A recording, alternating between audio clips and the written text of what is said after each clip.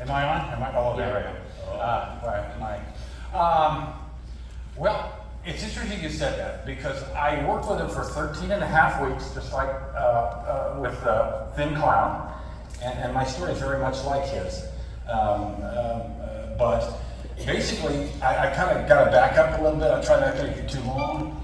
But Max Clevin, the film coordinator, along with the other gentleman, I worked with in an independent film years ago. My first union film. He gave me, I played a Colombian lead bad guy drug smuggler with David Hasselhoff and Linda Blair in an independent, but union film, my first union film. He tapped Hartley to name the union. And so he called me out of the blue and he said, Greg, I'm working on Batman Returns with Tim Burton, and I've had 100 stunt guys read for this character. It's just one line. Do you mind coming in and just reading for Tim? And because it's just one line, and they go, no, it's okay. Yeah, okay, I'll come in. And Tim really, he got me up. He's outside his office. We're outdoors on the balcony of the studios, and he just said, Tim, this is Greg Cummins, and Max says, go ahead, Greg. And so he didn't really introduce me. He didn't say, Tim Burton, we never said hello. I just said, so he said, Greg, just do the line. And I said, I'm not really one for speeches, so I'll just say, thanks. And he said, hi, and then he just walked away. So he didn't even talk to me, really. But he hired me, so that was wonderful. And I was kind of scared of him a little bit because he was very quiet all the time. But so basically that's the story. On the set when I came to do the scene with the baby, which was a real baby, by the way, when I had to run up full speed and grab him.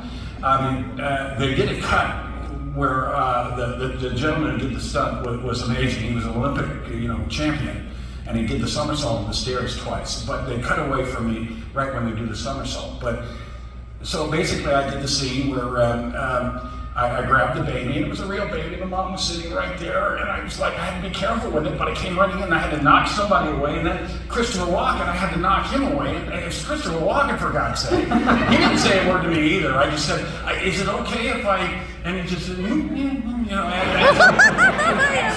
I did it, to me, and I'm not really one for speeches, so I just said, thanks, and then I just kind of, okay, let's do it another time, and I just kind of looked at him, and he just went, just like that, but he didn't say, good job or whatever. He just kind of gave me a little nod, just kind of do what you did before, that kind of thing. And then I was there 13 and a half weeks doing the background stuff and all that, and he never spoke to me.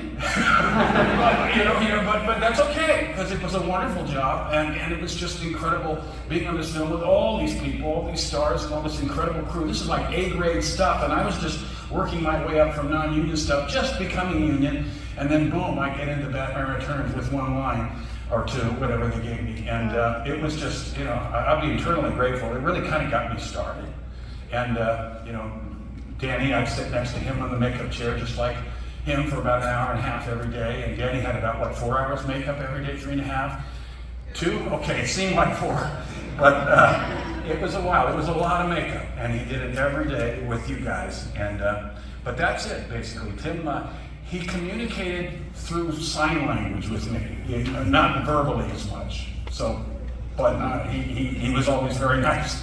And, he didn't yell at me, so that's good. He didn't fire me, so that's good.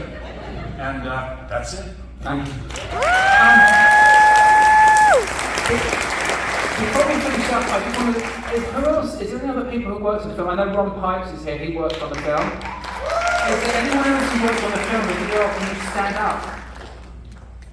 Okay. We want to bring out the villains and Batman one more time, so we're going to bring them out right now. Can we bring them out, David? I guess they really